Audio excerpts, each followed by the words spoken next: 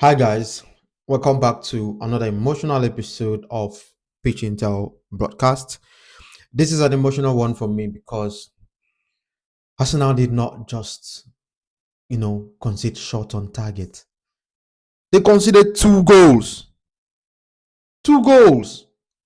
After over 800 minutes played without conceding any goal, we now open our legs wide for Sunderland to score two goals. That was a terrible defending. We allowed, Sunderland to detect how the game was supposed to be played. We didn't do well. We didn't do great at all, right? Sunderland were actually bullies. I felt at some point it was as though I was playing against Newcastle of 2024 and early 2025. It was that bad. Dan Ballard. Dan Ballard came to play in, with some sort of aggression and grudge against Arsenal, probably for letting him go when he was, in our academy, because we didn't make him grow, into the senior team, and that was why he played that way. Because I do not understand how he put his body behind the ball or in front of the ball when Merino wanted to score that goal, the rebound in the last second. That was it for me. After that ball didn't go in, that was when I knew that, yeah, that's it. There's nothing Arsenal can do for this one. Honestly, because what has actually happened to Sunderland is what I cannot explain. I can't explain. Could it be Xhaka?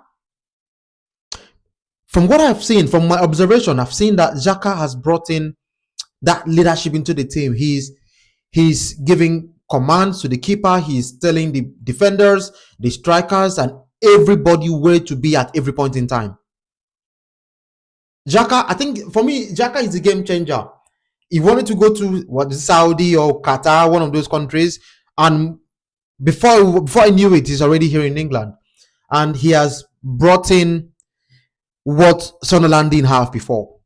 Sunderland overhauled the team. They brought in fresh players, over 10 players this summer, and they're still playing as a unit.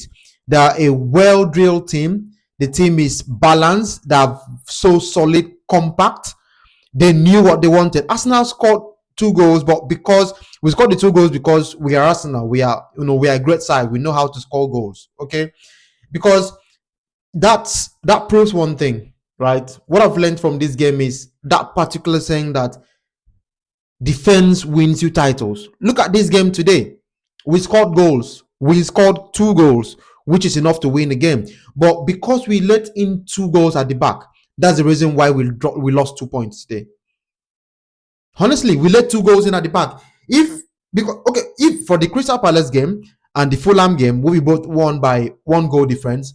Let's just say the strikers did their own thing in front, and the defenders allowed some goals to go in at the back. Would we win those games? Would we be, topping the league with 7 points now? No, we wouldn't. And that got me scared because our defenders lost concentration at the back. The equalizer by Sunderland, there is nowhere on earth we should have allowed Dan Ballard to get the ball first. And Raya, what on earth were you doing coming out like that? Okay, Gabriel has gone to Mark Brobbey. What are you coming out to do? To do what exactly? And you even came out. I was thinking, okay, when you come out, you're going to try and punch the ball. You didn't. You wanted to come and capture the ball with both hands, tucking under your belly. As how? I didn't expect this from you, Raya. It's good. Okay, would this be because you've not been, facing a lot of shots? That's the reason why you're misbehaving today. Because I'm thinking so. Now, if I know you made a great save today as well. You made a wonderful save where you saved three shots in a space of 2 seconds. You saved 3 shots in such a short span. You did great, but you slipping off at that moment is what I do not understand. We first of all let Dan Ballard get the first contact. Then Gabriel was trying to muscle up Brobbey, but I don't understand. Maybe because Brobbey came with a fresh energy. He was just brought in fresh. He was kind of stronger than Gabriel at the time. But you, the goalkeeper, would have stayed on your line because you do have a defense. First of all, you're trying to keep an offside line. We had a gap between the goalkeeper line and where the last man was. Just let your defender do their thing. If the ball comes in, you catch it. Or if you are coming out to get the ball, go for the ball, punch it seriously. But because what were you doing?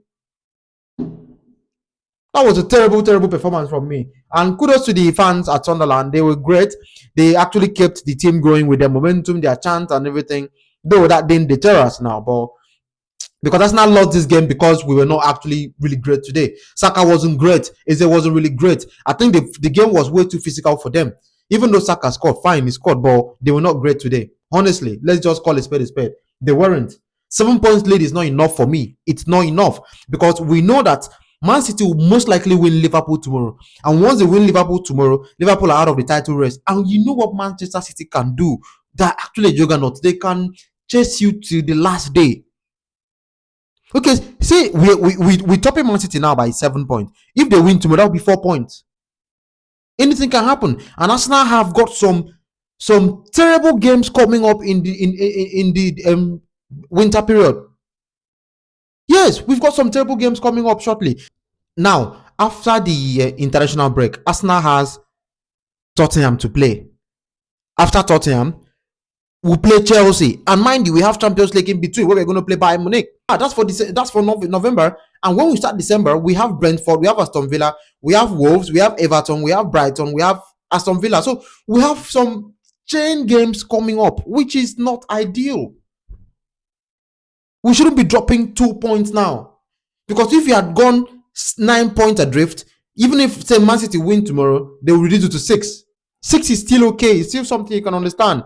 But this is not. If Man City and Liverpool don't draw their game tomorrow, this is going to be a shit ass performance from Arsenal. Take it from me. Thank you very much for listening, and I'll catch you guys on the next one, probably after tomorrow's game. Bye bye.